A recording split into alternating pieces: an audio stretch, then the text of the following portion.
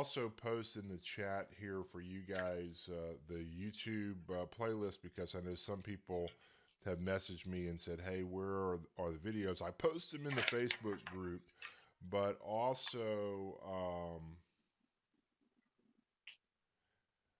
I want to just post it here for you so you can go ahead and bookmark it quickly. But all of our last three videos are in there, and then today's video will be in sometime later today.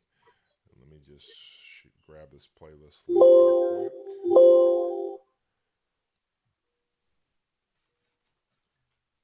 Okay, well, this is Jonathan Dupree, and welcome.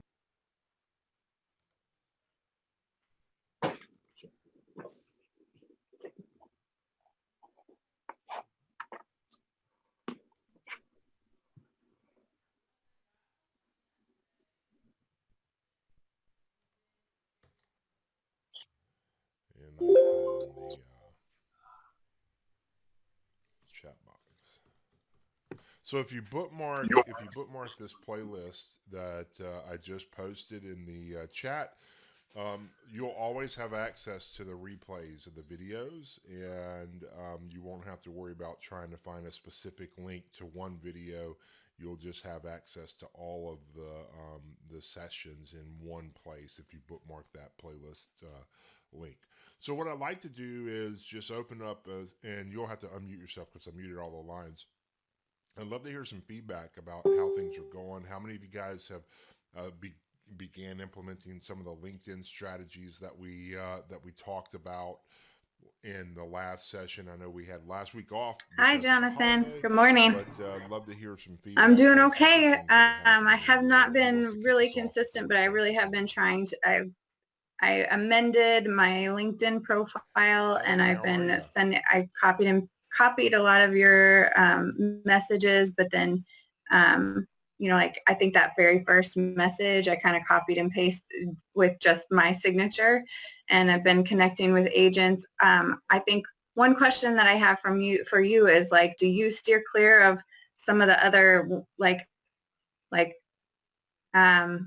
EXP agent connections that, like, assuming that maybe they are already trying to be sponsored, and so I've kind of avoided those and gone towards other connections, but secondary. But I started making those connections with people, and I actually set up my Appointlet account, and I already have an appointment scheduled for tomorrow afternoon. Yay!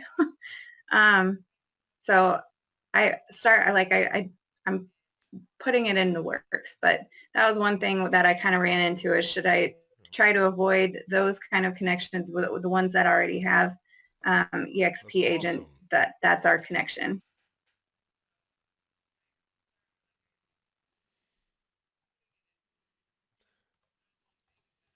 Yeah, sure, I am. Yeah. So that's a great question. And what I would tell you is I always accept connections from EXP agents.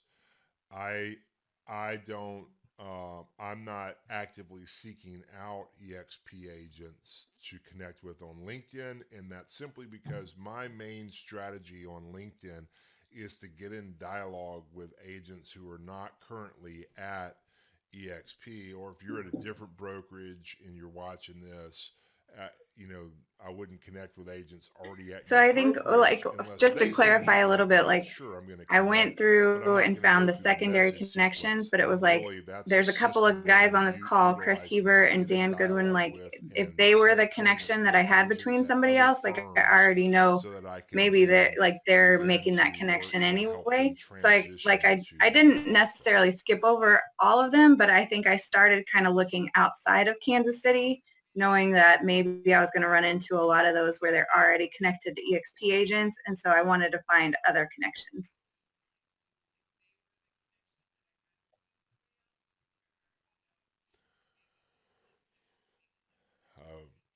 Yeah,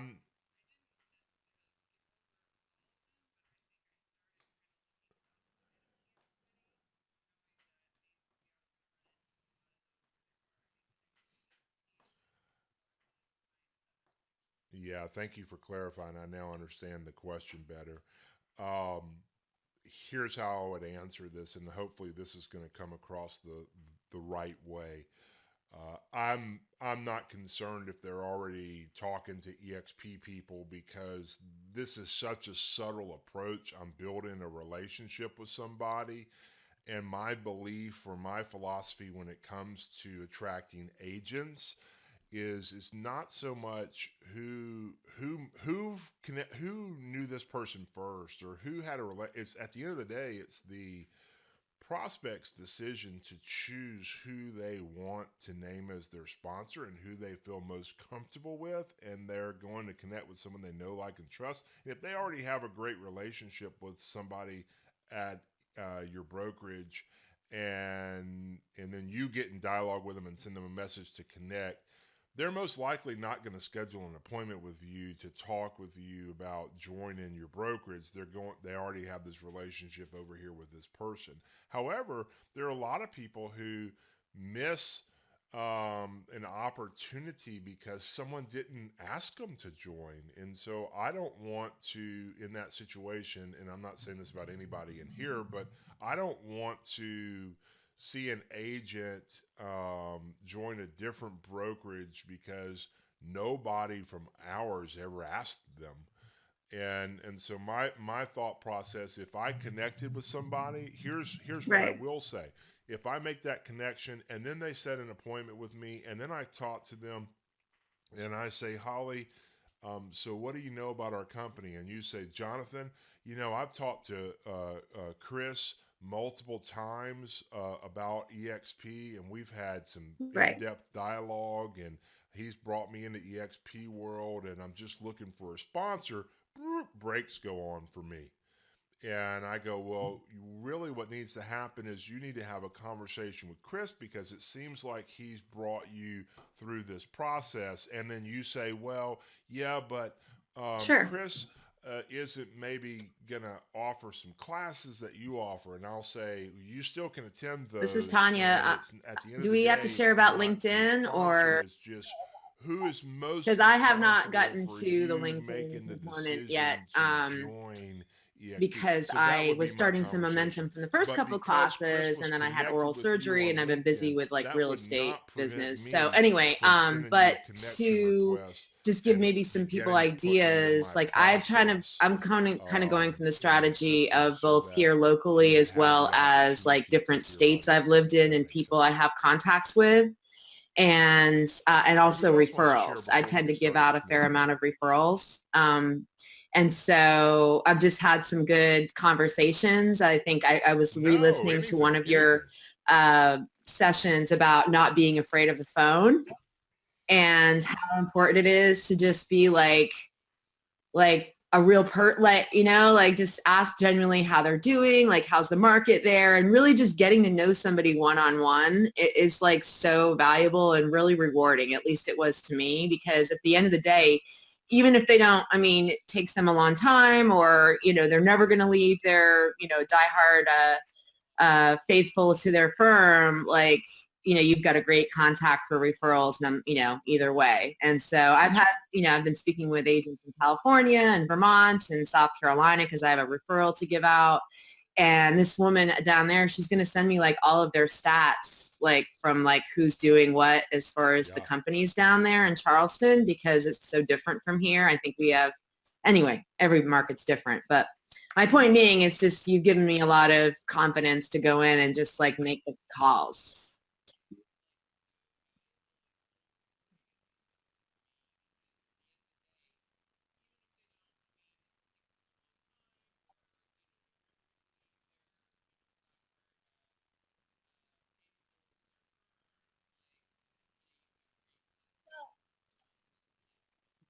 That's right.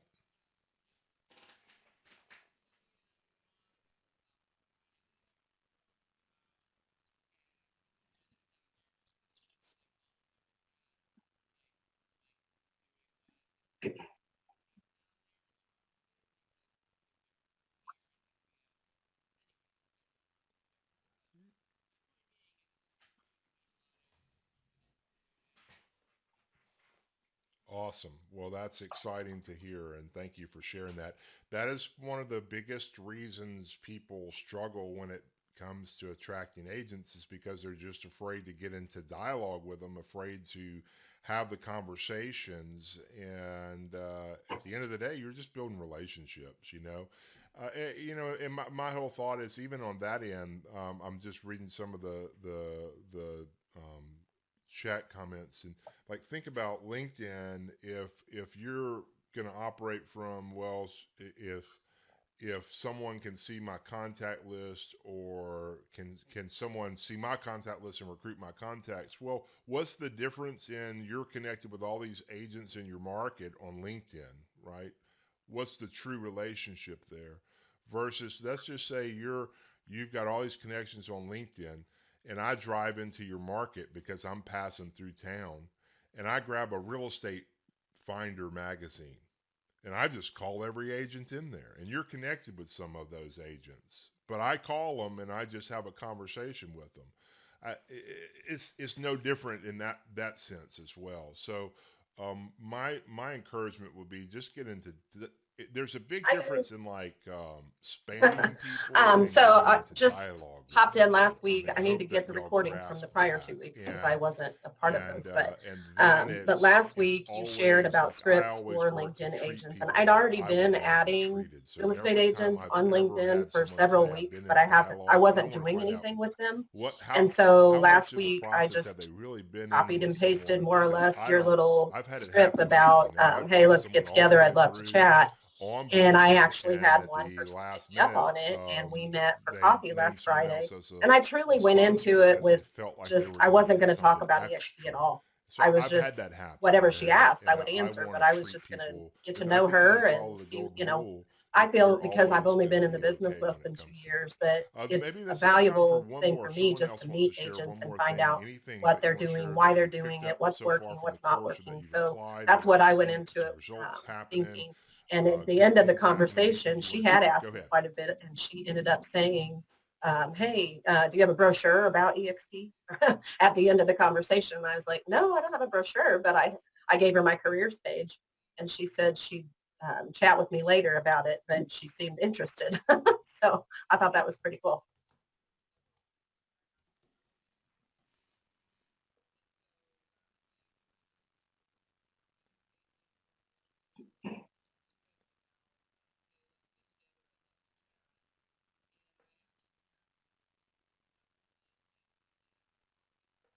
Hmm.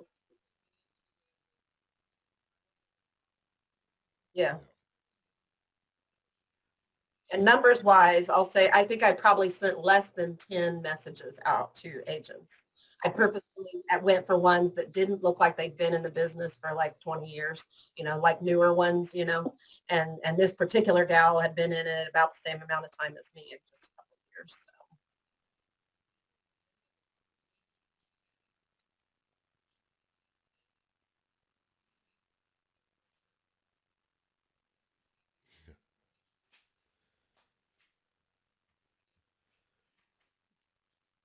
So. Hmm.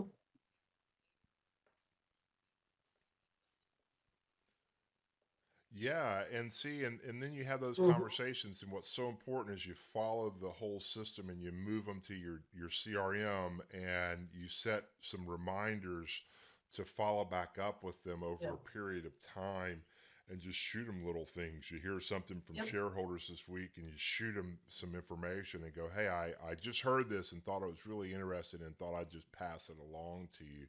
But that's awesome. That's fantastic news. And then if you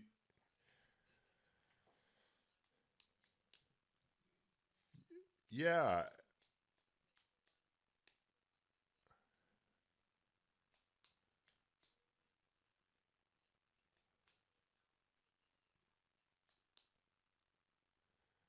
yeah, and so at the end of the day, if you can remember that recruiting agents is a process and not an event. So if you go on that first appointment and then they don't join right away, just remember they're in the process. They shouldn't join right away. they should do their due diligence, and you should have to follow up, and because that is what the process is. And if you do a good job of staying in the process, then you're going to have agents that start popping out and joining your organization. Hey, that's awesome. Thank you so much for sharing. And I'm going to open up again at the end. And then anytime that you have questions today, don't hesitate. I'm going to mute out everyone again just so we don't have any background noise since we are recording. But if you have a question, don't hesitate to unmute and stop me. That's totally okay. This is an interactive class, and we're on our last session, and you're always going to stay in our Facebook group that we've got. You're always going to be able to hop into other sessions that you see that pop up, and you're going to have access to all of the recordings. But today we're going to be focusing on mergers and acquisitions, and how do you really, when you think about mergers in the real estate world, it's a little bit different. We're not talking about mergers from the standpoint of people coming in and having ownership from the standpoint of your brokerage where you're partners now, like you see Sprint and T-Mobile working on a merger. That's not what we're focusing on. What we're focusing on in this scenario is a roll-in. Like myself, I had my own brokerage and we had 120 agents. And when I quote unquote merged my company with EXP, what I really did was rolled in. EXP did not acquire my company from the standpoint of they did not pay me any money for my company to come to EXP. I closed down my company and we rolled in our agents to EXP, and they became EXP agents. So that's what I'm talking about when we focus on mergers and acquisitions. And so there's this process that we're going to talk about when it comes to this. And this process is longer than the process of bringing over an agent or even a big agent. And this doesn't just have to be independent brokerage that you're working at rolling in their firms. It could be big teams. It could be a big team in your market, an expansion team in your market. I've been in dialogue with a big expansion team that has 200 agents all across the United States. I have brokerages that are similar to mine that I've been in dialogue with for a year. I've had brokerages that I've rolled in that it took me 7-8 months to roll them in. So there's a process there. And if you follow this process, I'm going to share with you the red flags you need to look for and things to help mitigate the people from backing out, and how do you keep people in dialogue even when they get nervous and scared. And I'll tell you why they get nervous and scared, because I've been in that position myself. But this process starts with setting the objective, and we're going to break each one of these down, and then identifying the best candidates or the ideal candidates to roll in to your brokerage. You're going to select the target, and then you're going to do your due diligence. And when I say shareholder value, again, this isn't a true merger where people are having ownership or your EXP or your brokerage purchasing that other company, but what value are you providing to them, and what value are they providing to the firm? How do you manage risk, mitigate risk? How do you have the most agents in the firm or the team make the transition with the leader versus losing some of them? And you're going to lose some of them. I don't care how great the person who runs the company or team thinks they are, they're going to lose people. And if they can bring 50 to 60% of their agents with them, that's fantastic. They're not going to hit that 70, 80, 90% most likely. If you do that, that's phenomenal. And then you have to execute the plan. And then the plan integration. How do you integrate the agents who make the transition as quickly as possible to your brokerage culture, values, ecosystem, so that they feel connected and engaged, and they stay.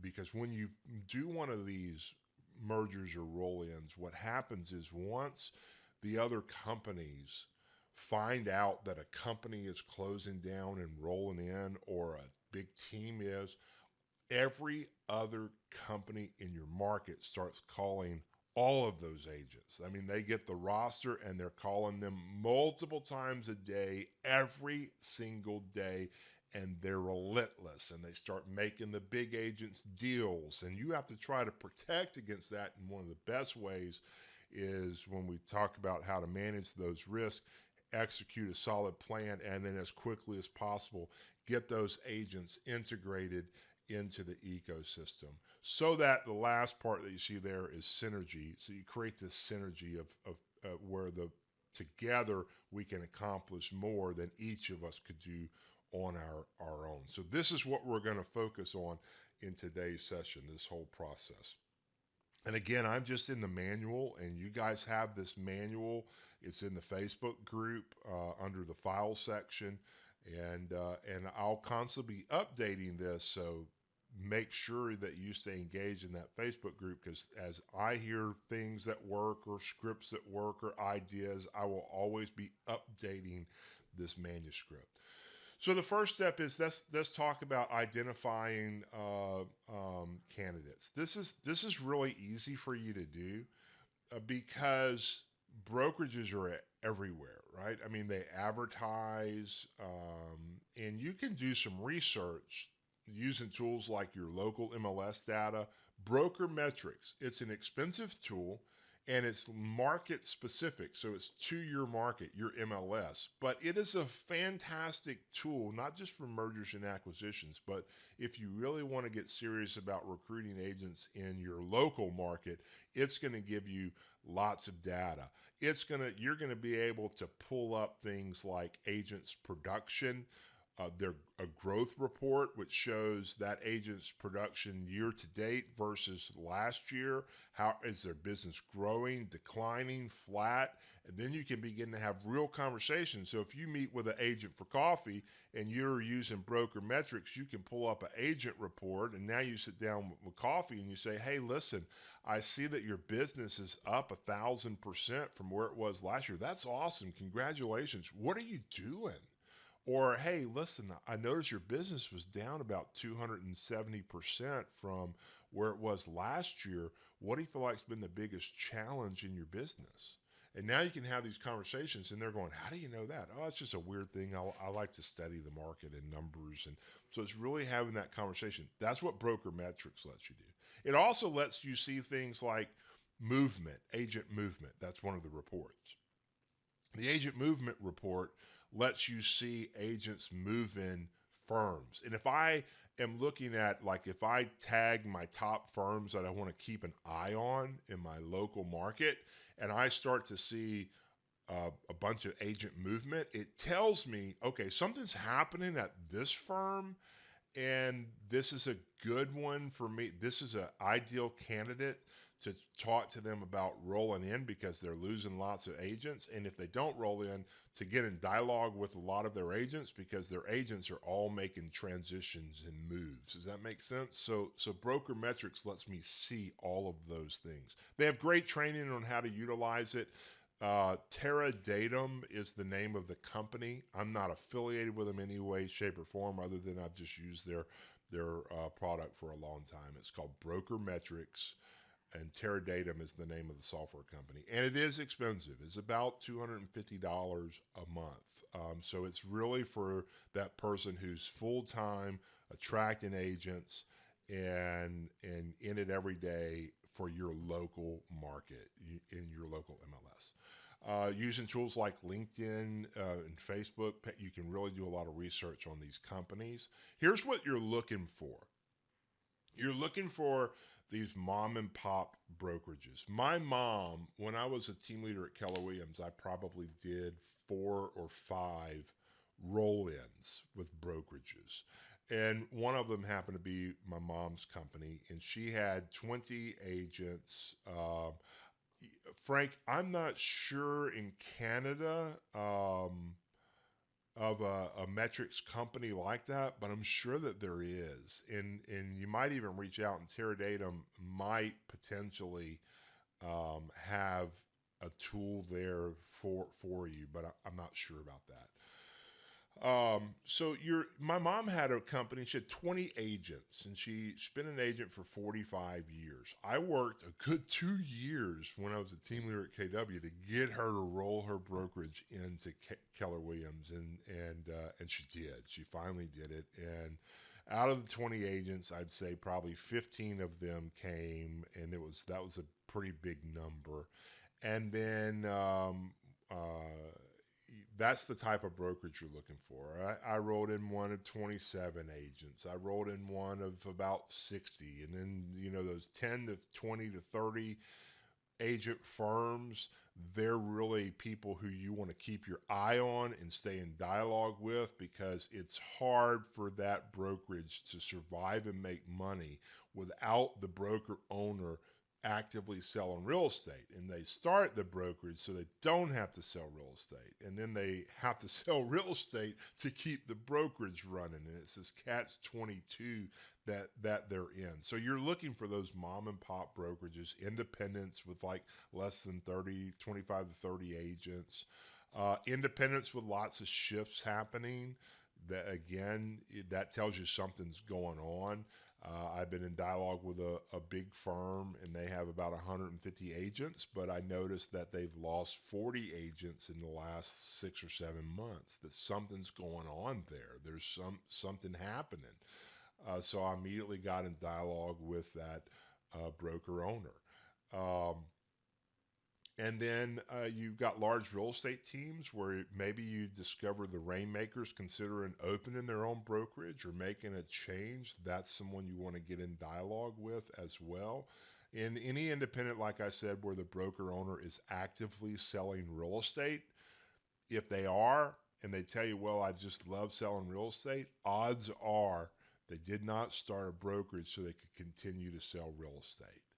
And so that's a good person to get in dialogue with. So that's kind of what you're looking for when it comes to mergers and acquisitions. You want to stay away from franchises, because franchises, if you start talking to owners of franchises, you're going to start getting letters from the corporate company, a cease and desist letter telling you stop it because you're interfering with the ability of a franchise to make money.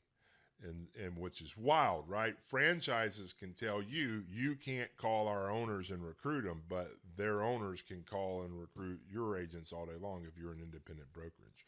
So just be aware of that. Not a lot of people realize that. You want to be really in dialogue with independent brokerages. And when you're selecting your targets, you want to build your list of potential candidates. So these are the potential companies that are on your list that could make the move, that maybe would make the move, that you want to get in dialogue with. And then you build it. You want to now select those targets. So once you have that list, who are the best candidates on this list? Who are the decision makers? Are there multiple partners? Are there spouses or significant others that will be involved in the decision-making process? If so, they have to be in this process, or you're going to get a long way down the road, and then your deal's going to fall apart. I'm going to share some specific examples in a little bit where this has happened, mistakes that I've learned from, things that have happened to me personally in this process over the last 8 years, 9 years of doing this. Things that I've learned and how I do things different today than I did back then. And everything, when I do something different, it's because I've learned a lesson. I go, okay, I need to make sure I don't do that in the future so I can try to mitigate that from happening again. And then you want to do your due diligence. Obviously, when you're talking to someone, they're going to do their due diligence on you and your brokerage. But you have to do your research. You have to find out about them. And these are some of the things that you really want to know. You want to know how many agents are in their firm. What's the volume of their firm? Like, what's the sales volume total for that firm? What's each agent doing volume-wise? If you could get a breakdown, that's why usually when you talk to a broker owner, they're not going to give you this information. But if you have a tool like Broker Metrics, you can get that information.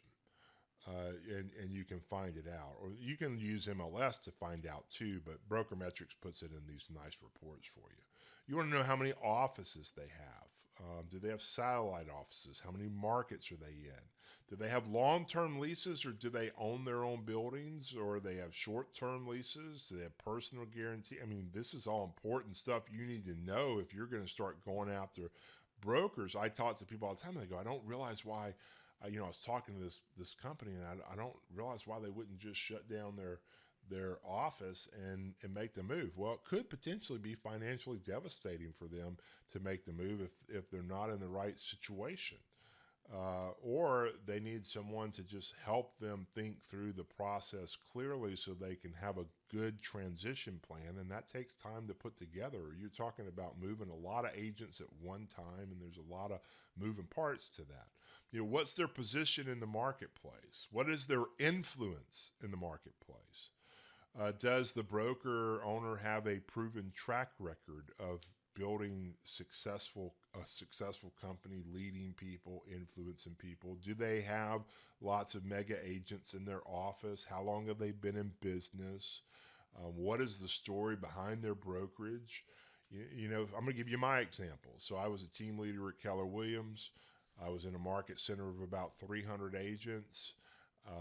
I left to start my own company, and in 2 years, we grew it from 0 to 120 agents. We were in business for a little over 3 years. We were fourth in market share in closed volume. We had multiple mega agents in our office. We had 3 of the most successful real estate teams in the Baton Rouge market. Yet our brokerage wasn't working financially. It's hard for an independent with 120 agents to survive with a cap model.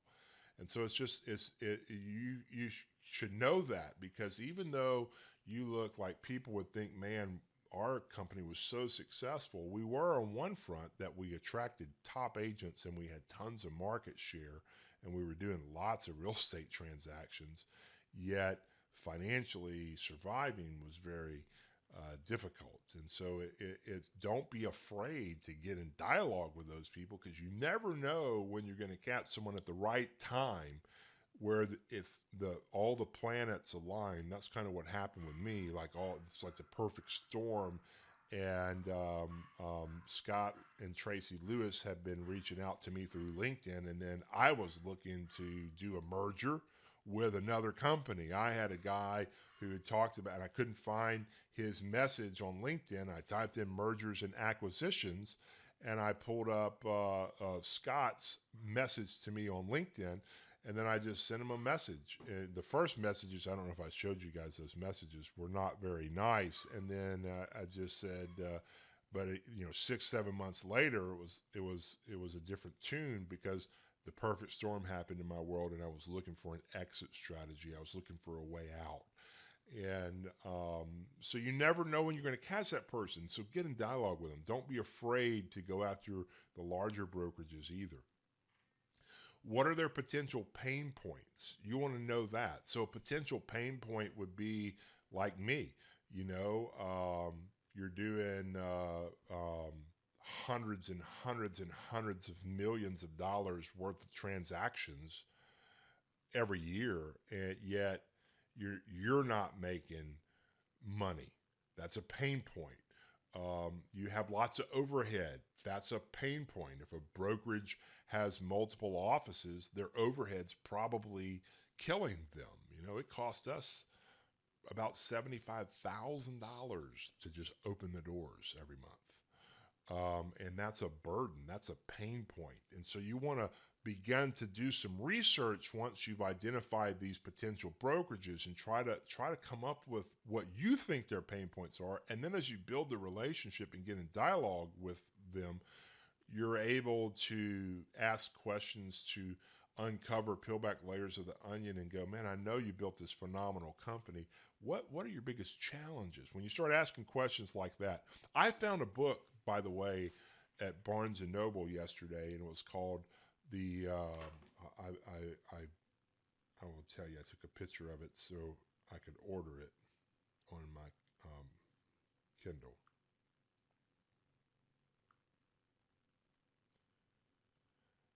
I want to give you the right title because I read through it and I was just like, man, it's called The Book of Beautiful Questions by Warren Berger, Berger. The Book of Beautiful Questions. And it's all about asking questions that will help people decide, create, connect, and lead. Great questions in there. But when you learn this art of asking questions, you're able to unpack what their pain points are without them even realizing you're doing that. And when you really do a good job, after the conversation, they'll say things like, I can't believe I told you all this. Man, I told you things I've never told anybody about my business before. And it's because you've built great rapport and you've asked great questions and you've begun to scuba dive versus snorkeling with them. You know, snorkeling with them is like just below the surface. How's your business going? How many agents? Oh, that's awesome. That's fantastic. You start going deep. What are you doing to keep those agents? What's your retention look like? What's your biggest challenge? How are you overcoming that? What have you put in place to help you in that? And you start really diving down deep with them and asking good questions. You start uncovering their pain points. You want to know, are agents staying or leaving? And if they're leaving, why? You know, why do you think you're of that company that had lost 40 agents in 6 months? I asked the owner, I said, what do you feel like agents are leaving for? Well, because I've got these 3 companies that are poaching my agents right now. Well, guess why agents leave? Because of a perceived loss of value or a perceived gain of value somewhere else. You can't just poach agents from a company, right? There's got to be some perceived value that agent is getting here and not getting here. And so when he said that, I said, yeah, okay, I get that. But like, why do you feel like they're not staying? Like, what do you feel like they think they're missing? Opportunity. Well, what have you put in place to help give them opportunity? And we began to walk down that road. So really understanding our agents staying or leaving and why is important for you to unpack and ask and find out. Oh, Dan, thank you for posting that link to the book. It's a great book. And then you want to know what is their compensation plan? Again, you're going to have to do some kind of guerrilla warfare. You're going to have to do some research where you're really digging down and finding out, how are they paying their agents? Are they making lots of special deals to keep their big agents? Are they fair across the board? What does it look like? How's it working? How's it work for the agent? How's it work for the owner? What kind of incentives do they offer to their agents? What does their training program look like? Why do agents join their firm? You know, and you might have to call some of the agents and ask them, what do you love about your company? What has you there? What made you join that company? If you could do it all over again, would you pick the same brokerage? Again, just asking some of these questions will help you to understand why agents join that. What does their training program look like? Do they have a training calendar? Are they constantly doing high-level events for their agents? Do they have programs in place for new agents, experienced agents, really successful agents looking to build teams? Do they have some kind of systematic training put in place?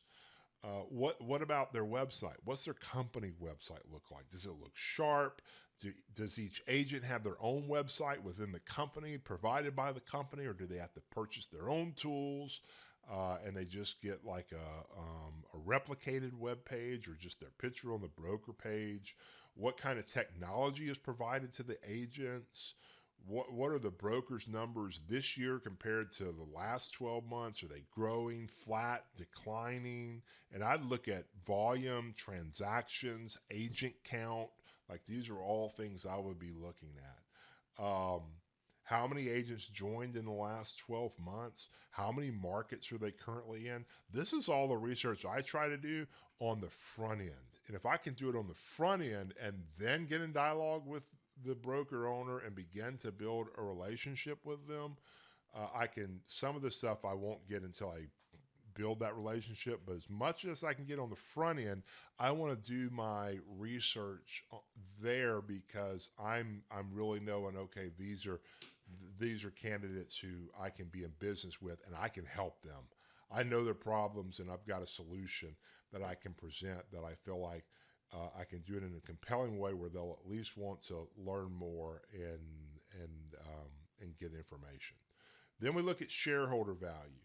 So most brokerages do not give their agents a stake in the company.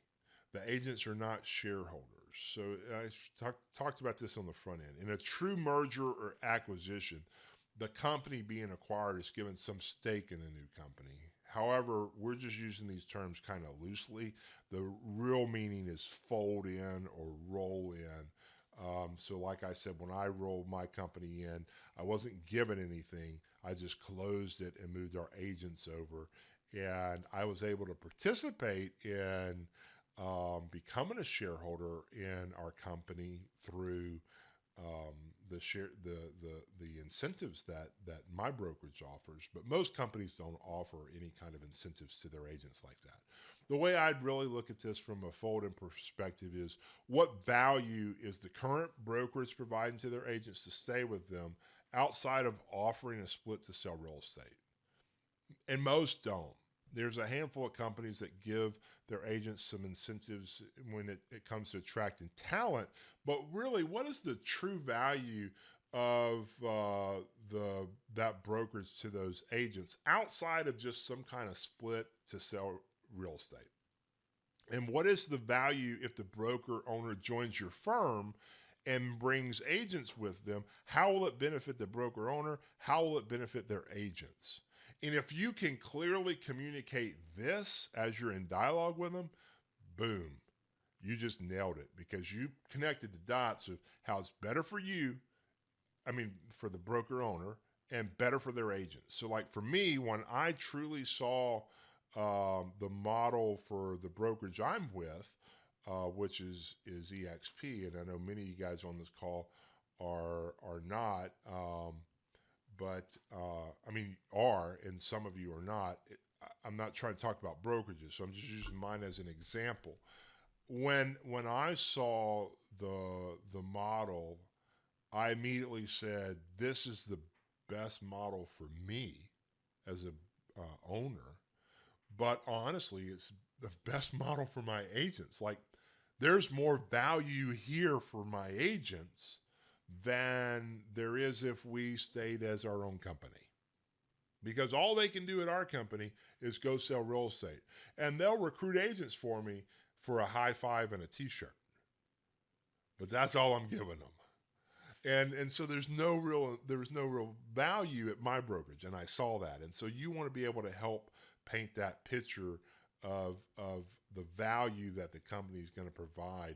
So back to that broker who said he was losing people due to opportunity.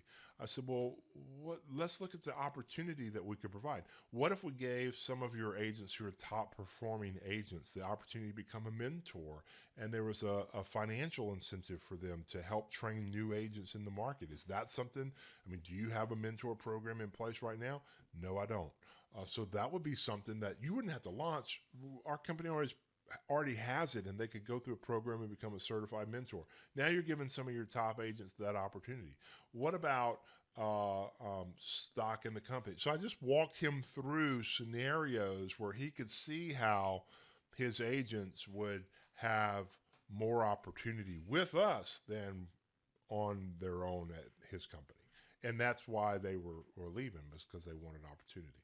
All right, so now you start getting in dialogue, and you're identifying these candidates, and you're doing your research. How do you manage risk as you get into the process of actually talking to these people broker owners, as you get in dialogue with them, or big teams? You have to manage the risk. And this is really important because the further along you get in dialogue with them, it it can kind of implode on you, and lots of things can happen. So a few things: confidentiality. I lost a major player because one agent. Um, I had one time I had an agent who said, "We got a big company coming from this market. I can't tell you who they are, but I can just tell you they're their biggest independent," and that did it. And it got word got back to the broker owner. I didn't tell anyone. I don't even know to this day how this other agent found out. But as a result of that, there was this feeling of broken trust and confidentiality, and it just shut down the dialogue. Boom, just stopped. You have to make sure that you're not telling people, even remotely hinting that a brokerage may be making a move. It has to be confidential. And if you violate that, you're going to break that trust. And when you break that trust, your conversation's over. It's so hard to build it back up. The second thing is you have to manage against agents leaving before the transition can happen. So if you notice a brokerage is losing lots of agents and they have 30 agents, and in the last couple of months they've lost 10 agents, well, that's a big chunk of their agent count. And it means there's probably going to be another 5 to 10 that leave over the next month and a half. And because there's a trend happening. And if you're making this transition and you don't help that broker owner make it quick enough, they might lose another 10 or 15 agents before making the move. So you have to protect against agents leaving, especially influential agents who are going to bring other agents with them. You also have to manage the risk of the broker owner seeking additional options and talking with multiple people. Because here's the reality. If they're talking to you, they're probably talking to some other people too, even if they're not telling you, because they're weighing every option. If they're thinking about, I mean, look, they built their company. It's their baby. It's special to them. And they're going to explore every avenue. And that's why this process takes a long time. Trust being broken, we talked about that. And then you also have to manage against the broker owner feeling like you're not working on a plan that's truly in their best interest. Take the word me and my and I out of your vocabulary when you're having these conversations and replace them with you and yours and ours. And, I can see your organization grow. I can see you influencing tons of agents. I mean, think of the impact you've had right here in your own backyard. And now if the entire country is your playing ground, how many lives can you influence with your leadership skills? And it's everything about them and how it's in their best interest and how it's going to help them impact people. And you've got to really understand that it can't be about you at all, because they honestly don't care about you. They only care about themselves and how's it going to benefit them and how's it going to benefit their agents. Now, you can mitigate these risks as much as possible. Just be aware they're always going to be there, always. And I shared this story. I had a brokerage ready to make this move, and this is a different story, actually. I had a large brokerage ready to make the move. And in fact, I even had the broker owner sign their application, and they were 100 plus brokerage. But then at the last minute, this individual did not follow my transition plan. I had the roster. I had our corporate executives involved in the process so that everyone was prepared, ready. We had target date, everything, and they didn't follow the transition plan. And he began to talk to some of his staff, sharing what he was about to do, even though I told him, "Don't do this yet. Have conversations with your top agents, get their buy-in. Here's how to have it. Here's the plan. Here's when we're going to let everyone else know." So he went and had a conversation with a staff member who he hired, who said, no one is going to follow you there. And he freaked out. And he thought, I'm about to lose my baby. I'm about to lose all the agents. Months and months of work stalled and just stopped. All because here's what really happened. An employee was afraid they were about to lose their job. That's what they saw. This roll-in means I'm not going to be needed anymore, and I'm not going to. She didn't have any kind of evidence agents weren't going to follow him. They followed him to where he was. I mean, they've been following him for years. He's very influential. So you have to really try. These risks are always going to be there, and all you can do is work to mitigate it as much as possible and help them to follow your transition plan. I coached him through this. The reality in this one is he just didn't listen to me. He felt like this person trusted him. He trusted them. And then this person went and told some agents, and guess what happened? He lost about 10 or 15 agents. It was bizarre.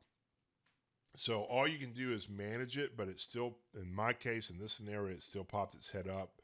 But if you're aware of it, you can do the best job possible to manage and mitigate the risk. Now, flip side of that is I had a brokerage that I went, and they were small, mom and pop. They had 10 agents, and really they only had about 3 agents that were producing. They had 10 licenses. And so what ended up happening in this scenario, he got really nervous because when he announced to his agents, none of them followed, none.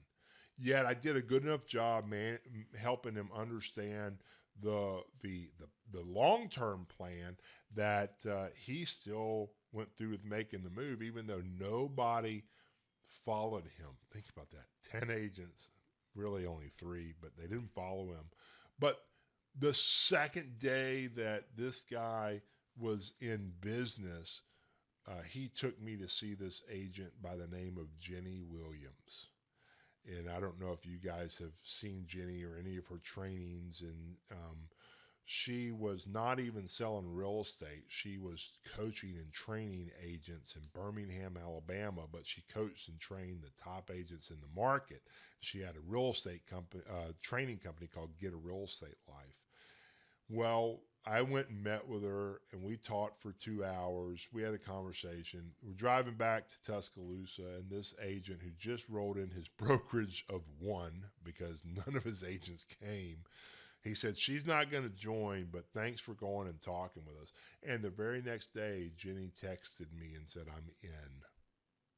One day. It took 1 day. So sometimes you throw the things about it's a process out the window, and you have things like that. And then Jenny brought on all these agents, and Jenny started selling real estate again. And Jenny capped within 3 months of joining the company. And Jenny will be an icon agent her first year at EXP back into selling real estate, and she's attracted some big-time agents. Now this guy has more agents in his organization than he ever had in his brokerage. Isn't that crazy? So it's just funny how it works. So you manage the risk, but you know they're there, and if you do a good enough job on the front end, when they get scared because they think their agents aren't going to come, you can help them see the bigger picture. You know, he saw that he had 10 agents. I had to help him see you don't have 10 agents. Here are the numbers. You only have 3 that are producing, and of the 3 that are producing, the combined volume of the 3 is about $6-7 million a year, and the rest of the volume is all yours. So you're really an agent who's supporting a handful of other. You have to be able to help them see that and paint that picture. But you have to do it without talking at them, more connecting with them and helping them feel like you really have a plan for them that's the best plan for them and their family. Once you begin to create this plan, and I don't have a template because every person's going to be different. The agent with 10 agents, the broker with 10 agents, or the real estate team with 6 or 7 agents making a transition, it's going to be different than the broker with 30 agents or the broker with 100. Or, you know, we were one of the first big brokerages to roll into EXP, and out of 120, 62 came. And it was a nightmare trying to onboard 62 agents at one time because we didn't have a good plan. So I made lots of notes of what happened so that in the future, when I brought on a bigger team or a bigger brokerage, I could avoid some of the things that happen. I want to now make sure that as soon as I can, I get the roster of that brokerage and I get it into the hands of the corporate guys at my brokerage who are going to be helping, and I get a date of when we're going to make the move, and I get it ahead of time so that they can have a team of people ready to onboard a lot of agents at one time, and it's not a disaster. You want to execute the plan. This is a vital part of the process. You have to do a needs analysis. This is very similar to the agent needs analysis when you're one-on-one, but it's really geared more towards finding out the challenges with the brokerage, finding their pain points, and then putting together a plan that makes sense. And things that you have to know is like, okay, tell me about your leases. When are they up? Do you have personal guarantees on them? If you do, then can you sublease it out? If you don't, then it doesn't matter. Just you can get out of it because you don't want it, it's they might want to keep a small office, but for me, I didn't. I didn't want to have anything. And my big lease was coming up. It was done, and I wasn't going to renew it. So once you begin to do this, you then can execute the plan. And again, everything is going to be different. There's not a one size fits all, but these are some of the things that absolutely have to be discussed in every plan. So you got to have one-on-one meetings with the broker owner and their key leaders in the brokerage. You want to coach that broker owner on the importance of getting buy-in from the key agent. So you want to tell them, listen, you need to go sit down. If we're going to make the transition on this date, then a week before, you need to have a conversation with your key agents one-on-one. You want to sit down with them and you want to say, hey, here's where we are as a brokerage. I really appreciate you sticking with us. I want you to stick with us in this move that we're about to make going forward. And I want your input. Here's why I think we need to make it. Here's how it's going to impact you and your family in a better way than just staying here with me as an independent agent. And so you coach them through how to have that one-on-one conversation with their key agents. So that's the first step. The second step is then you need to announce to the rest of the agents. And I would encourage you to have them do that in a meeting format. And I would encourage you to be there with them as that happens. And so in that meeting, the things that you want to discuss are the future of the company. This is what the broker owner would be sharing here, the future of the company, why this transition is happening, how it's going to benefit the agent, the vision of the broker owner in making this move, and then the vision from the new brokerage. So that'd be where you could step up and represent your brokerage and share the vision of the brokerage and why it's an exciting time for those agents. The tools and support that the agents are going to have during and after the transition. So you want to really, that'll be you talking about, hey, here's what we've got in place. We've got these people working on the back end to make sure that your websites get set up quickly and making sure that all your technology gets turned on and activated, making sure we're going to be here teaching. So when we made this move, we had this meeting, and then I had folks from EXP in our office for a full week, all day long, Monday through Friday, training our agents on how to utilize the technology and tools and making sure we were working to get them onboarded. You want to have a few key leaders in the brokerage share their excitement of the transition. So remember that broker owner went and met one-on-one with his or her key leaders in the brokerage. Now you want to get them to stand up and share why they're excited and go, hey, look, I'm backing so-and-so. I'm following them, and I think you should too, and here's why I'm excited. So now they're hearing from the leaders in their company, sharing why they're making the move and why they're excited about it. And then you want to have a few key leaders of the new brokerage share the excitement of the firm joining. So bring a couple key people with you from your organization who get up and talk about why they're so excited, not about the company, why they're so excited about the new firm joining. Man, we're so excited you guys are going to be family with us, and Let me tell you, you don't even know what's about to happen and how your world's going to change. And we're just excited that you're here and share their story. And then you're going to have someone from the new brokerage on site and available to answer agent questions. And I would have that person there for a period of days to help that transition happen and go smoothly. And then you begin the transition. Now, it's really important that in this process, as you're making the transition, that you get the new agents integrated into the brokerage as quickly as possible.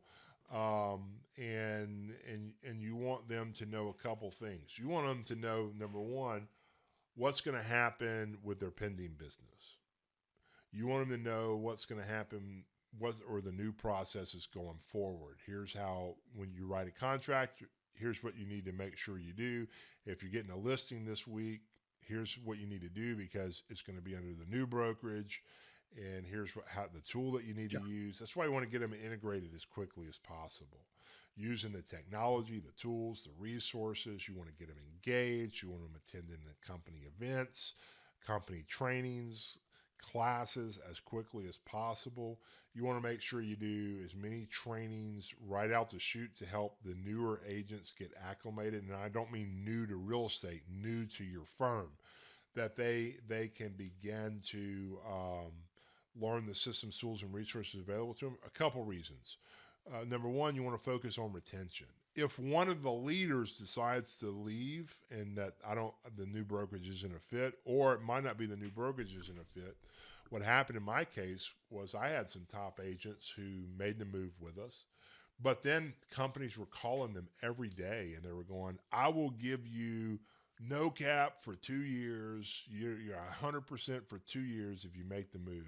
I'll pay you X amount of dollars if you make the move, and plus I'll give you a free cap for 2 years. So they made moves like that based on what was, in their perception, best for them financially. And so if they leave and you don't tie down the other agents, they might see a leader leave and go with them. And so it's really important that you get them integrated as quickly as possible so that if a key leader decides to leave the brokerage, you've done everything possible to keep the other agents. And then you want to taproot down through those new agents and begin to build relationships, meaning you want to drive down. Don't just spend your time with a key leader. Spend your time with all the agents as much as possible when you make one of these mergers or roll-ins, and you want to share with them how excited you are that they're there. You want to help them create a business plan that they can use to implement to achieve their goals, because odds are no one's helped them do that. And this is going to lock them down into being with you and staying at the new firm. Even if the broker owner made a decision to leave the new firm, you still have captured those agents and you want to keep as many of them as possible. And so you want to provide that value with them as much as possible so that they stay with you. And then you're creating this synergy. And I put in this picture from the dictionary. It says synergy is the interaction or cooperation of two or more organizations, substances, or other agents to produce a combined effect greater than the sum of their separate effects. And if you do a good job of getting in dialogue with these key leaders, broker owners, rainmakers, people who have real estate teams, and you begin to build relationships with them, and you help them to create a transition plan, and you integrate them into the ecosystem of the company, you begin to create this synergy where they can see that together, y'all working together, you can accomplish far more than each of you on your separate pathways. And you want to work as quickly as possible to create as much synergy with that new firm that's joined so that they see that. And it's why it's important to integrate the agents and get them to as many events as possible. I work to get people especially if you can get them to travel. If you can get them to travel to an event where they have a little skin in the game and they've paid some money and they've had to make travel arrangements and make some sacrifices, then when the company from their local market that's been calling them every day, they're going to be like, look, I'm going to give this a shot. I'm already invested some money in making this move, and I'm here. You kind of, again, have locked them down, and they've built some relationships. They've created some friendships. They've seen the vision. They've seen the bigger picture. But it's really important that you do that because they're going to keep exploring their options all the way through making the move. And here's the thing I learned. Many agents, I learned this a long time ago when doing mergers and acquisitions, many of the agents will feel like, even if you do everything right in this process, they will feel like the decision to change was made for them and not by them. Does that make sense? Like the broker owner made this decision to make a move, even if it makes sense logically to that agent, that's a better plan. Emotionally, they're going to feel like the decision was made for them and not by them. So you're going to have agents go make really dumb decisions to change companies because they want to feel like they made the decision. You know, you ever had kids and they do that? They make a dumb decision. Cool. Thanks, You Jonathan. told them I to could do tell you're it. on a roll, so I didn't really want to interrupt and stop. And then Yeah, and they do, right? one, I think the book that you talked about, They make Asking the Beautiful decision, Questions, and they just will be had to very go on and helpful. make the I'm decision, actually even though it was working through a book right you know, now on, I don't know change if you can decision. see this. It's So I talking had about agents asking in my own questions. company who did that. They made And decisions. I'm actually part of the President's Club And with I Sandler have Sales Training I have here in Kansas 2 City. agents out And there and that some of their questions are we just just had so had rich 6 of but them subtle. move to And I executive so I want to say thank you. And you said something very poignant that I'd like, if you can, maybe just peel back the onion a little bit.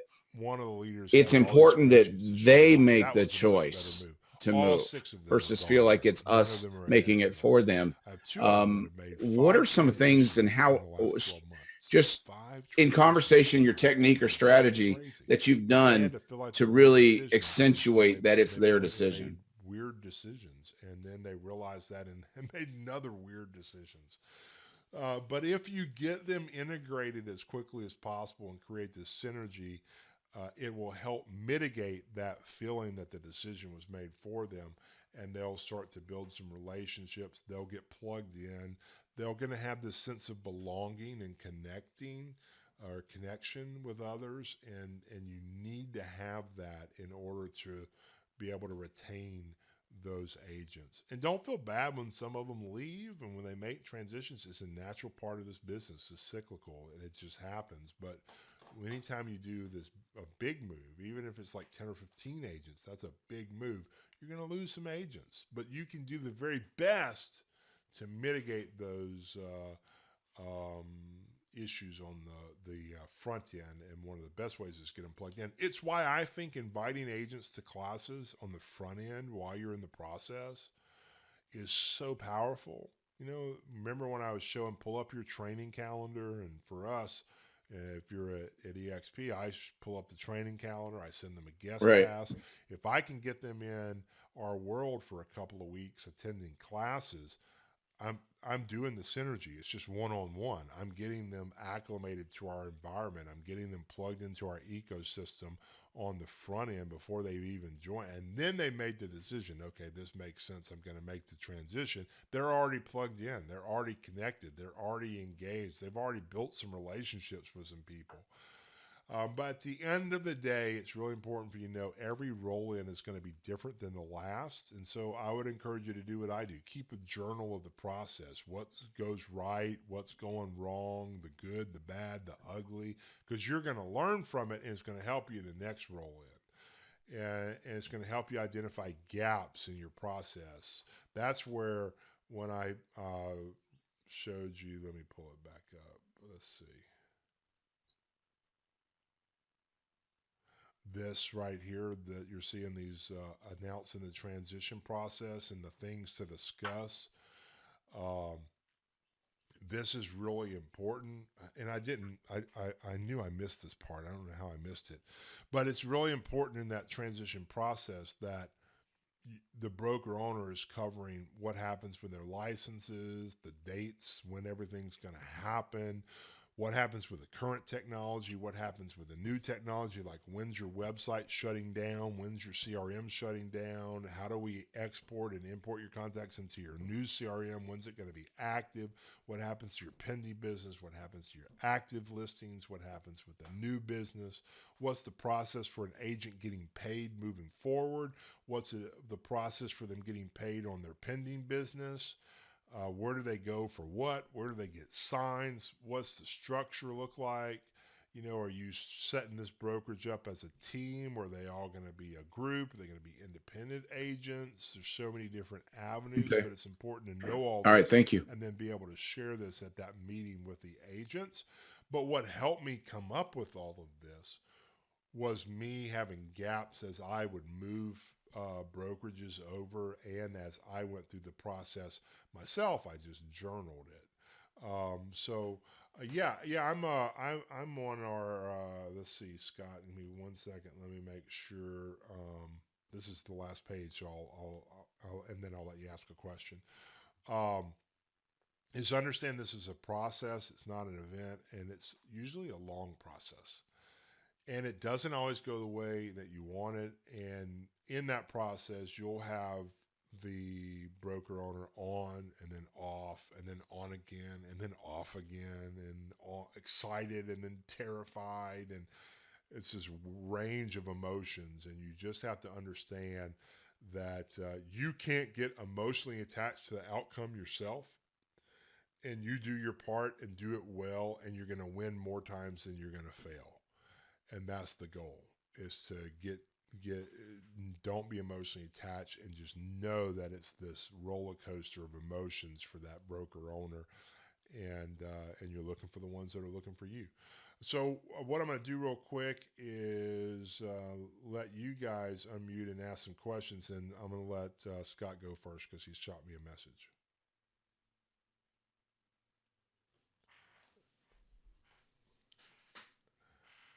Oh no, you're good.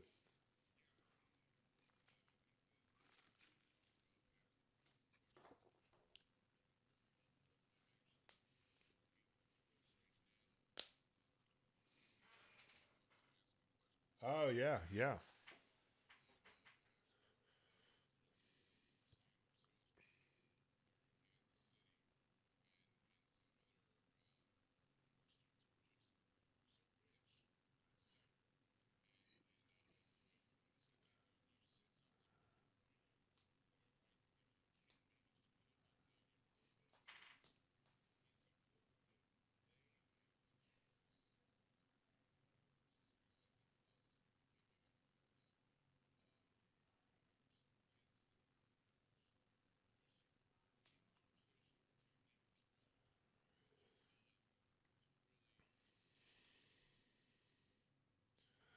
Um, well, I think it's goes back to that part about making sure that when you're coaching the broker owner through having those one-on-one conversations, that how do they have it? And so when they're having those one-on-one conversations, for me, I spent time with our agents, and it was, Hey, Jonathan, what are some of the questions when you're kind of kicking off this initial conversation and reaching out to them, can you just kind of walk through the evolution of how you get to where you're sitting down with them face to face, just what that kind of high level looks like? We're going to have.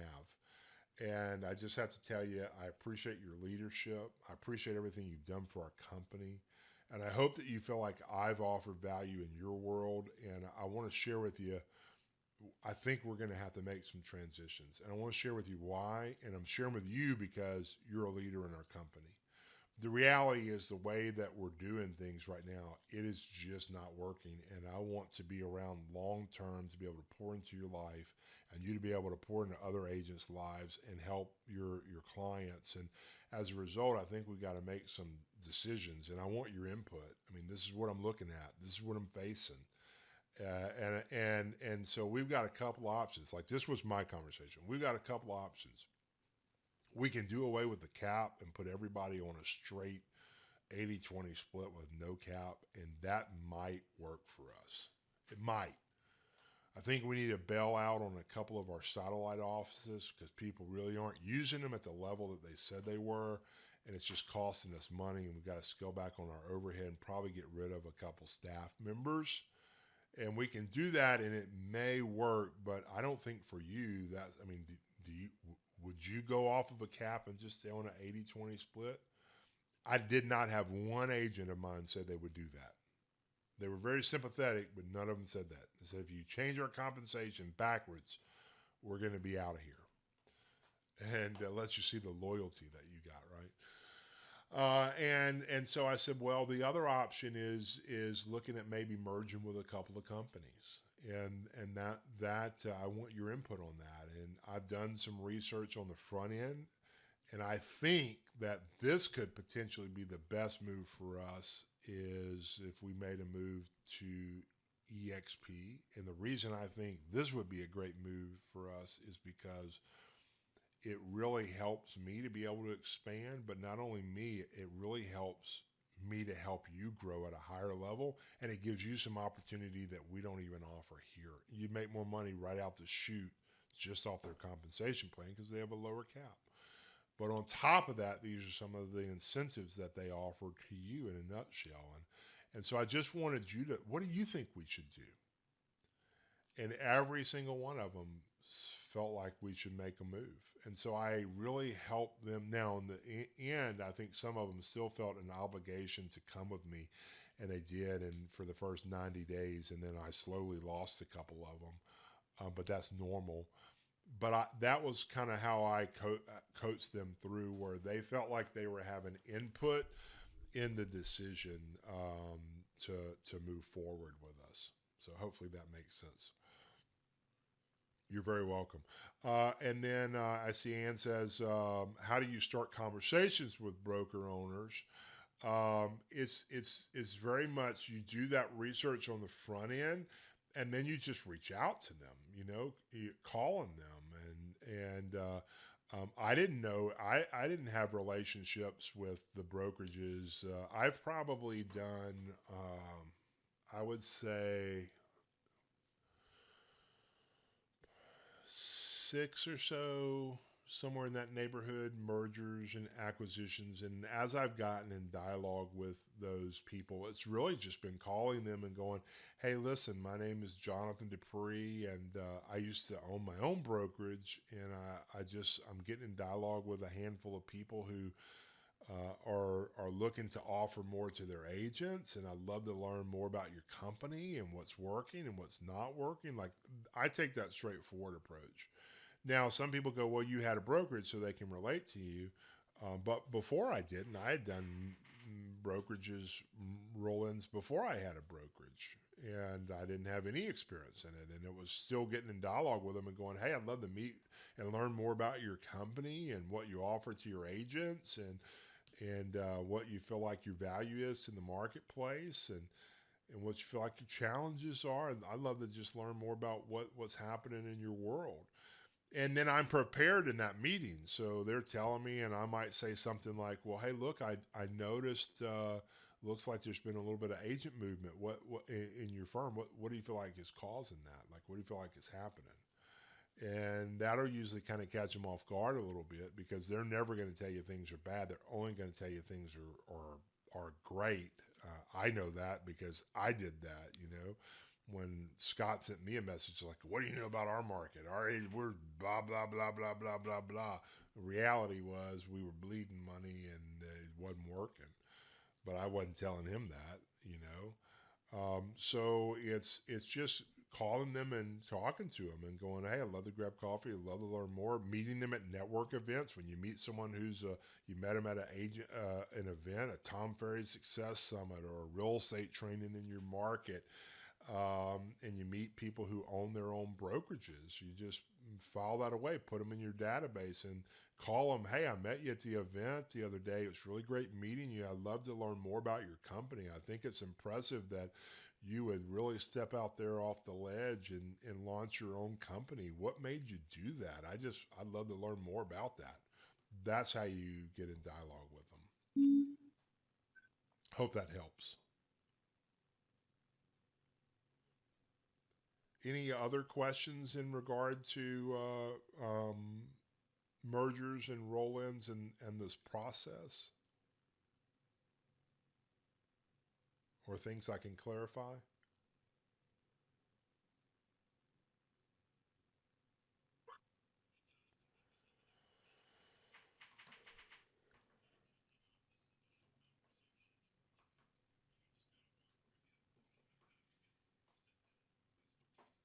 No, that was perfect, and I'm glad it's recorded. Yeah, so let me give you a real example. No, that's great. I love the posture. Yeah, when you want to dial it up and dial it back, that makes total sense. I rolled in that I called right away, and I was calling people that I knew that had brokerages.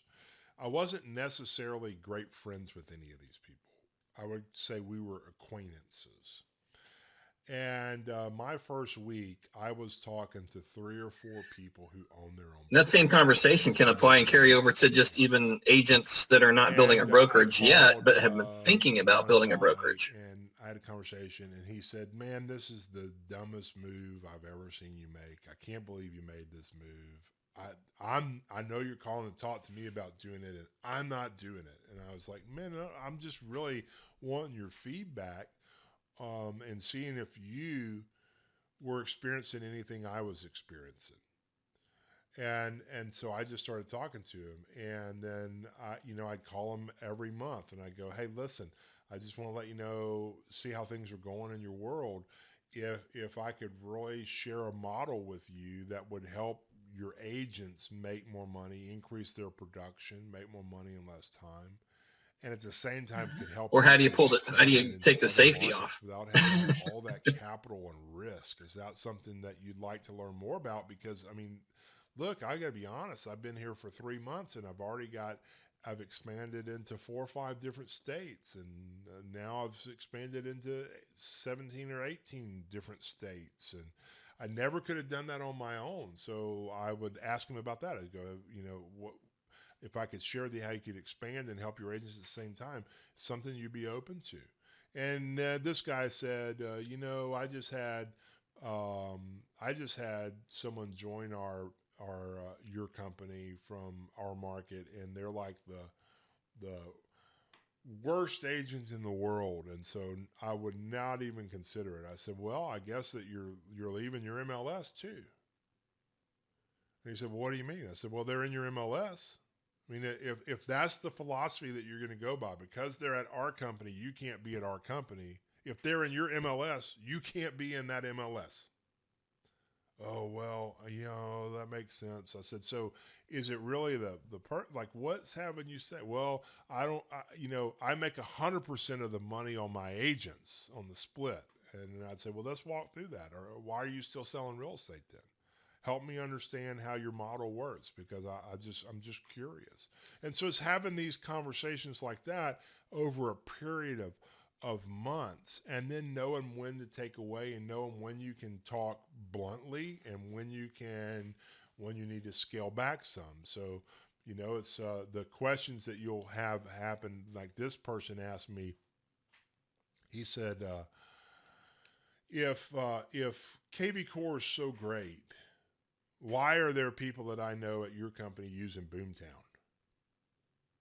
Now, at that point, I've been talking to this person for 7 months.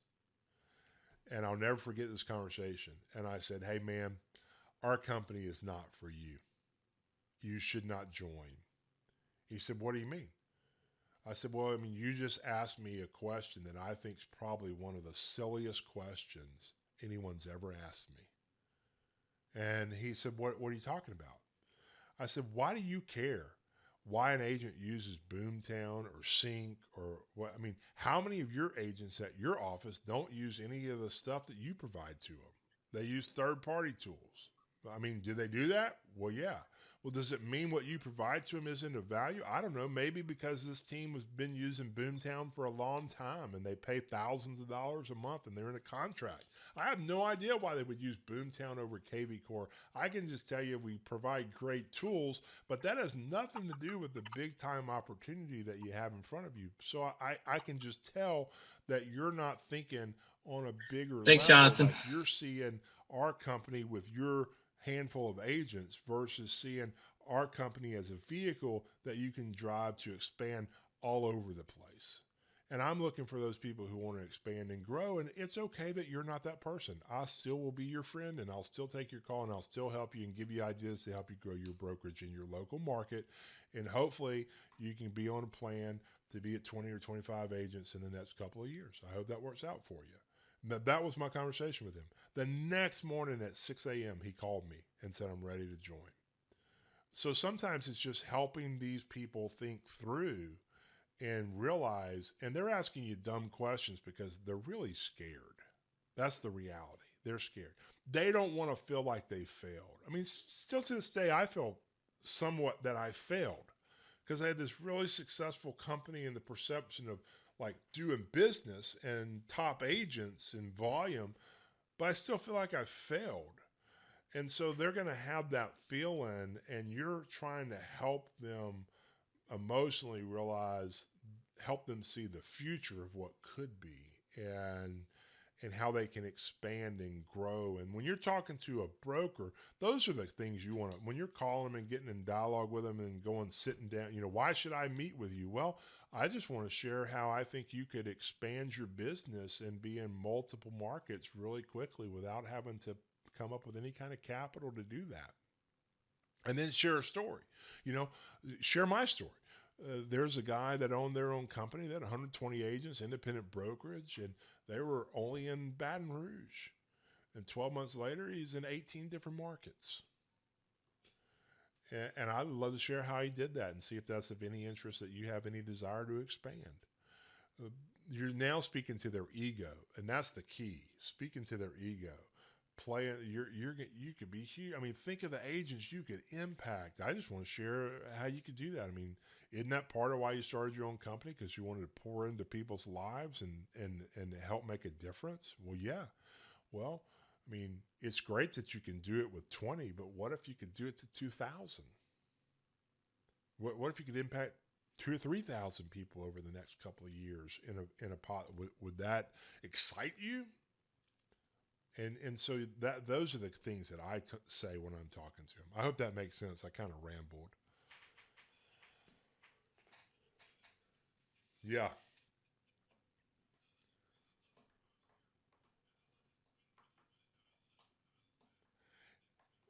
Yeah, and it's just think of it's almost like a takeaway close at times where it's so funny because you tell them, I've discovered anytime that I'm like, this isn't the right fit for you. They're always like, well, what are you saying? Why? Well, I mean, it's obvious.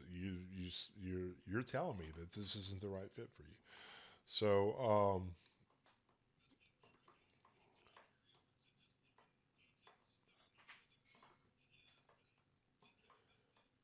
oh, sure, sure. Or even an agent you're in dialogue with and you've been in dialogue with for a long time. I have a big Remax agent who 6 months ago they said, my finger's on the trigger.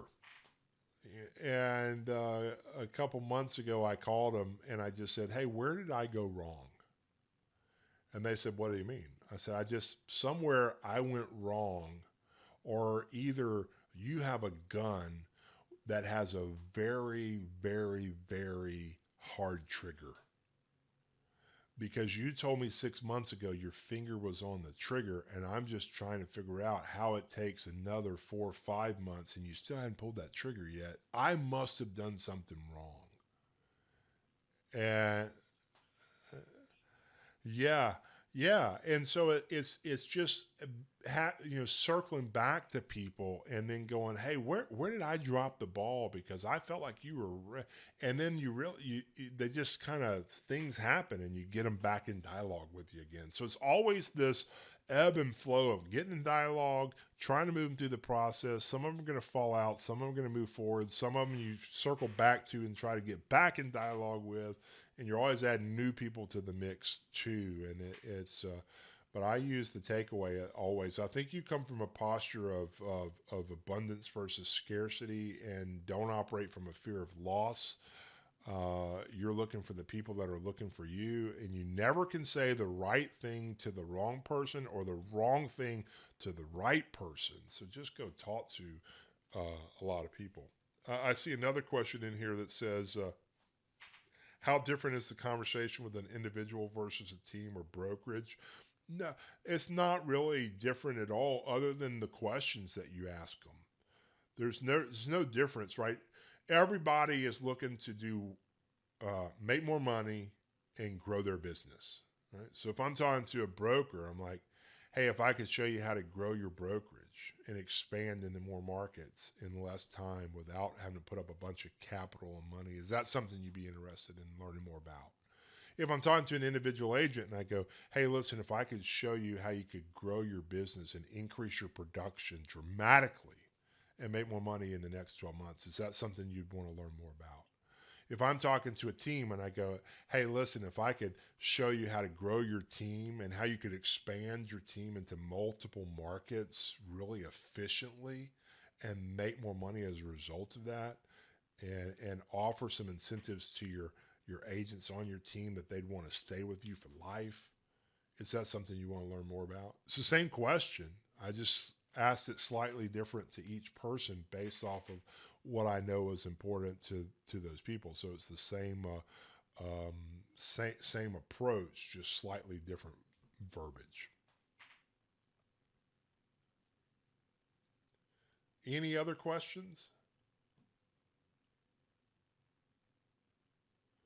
Okay, well, listen, first of all, thank you for attending the course. I hope that you guys felt like it was valuable information. I want you to know I'm always available to answer any questions. So you are more than welcome to reach out to me any method, text message, email, call me, Facebook. This video will be in the playlist later on today once it's done rendering and uploaded. And then you stay engaged in the Facebook group, a great group of people in there, agents who've all been through this course. And there's some great talent in there who are always sharing scripts, ideas, and tips. And then anything I can ever do to help you grow your business, please don't hesitate to let me know. I appreciate you guys. Thanks so much.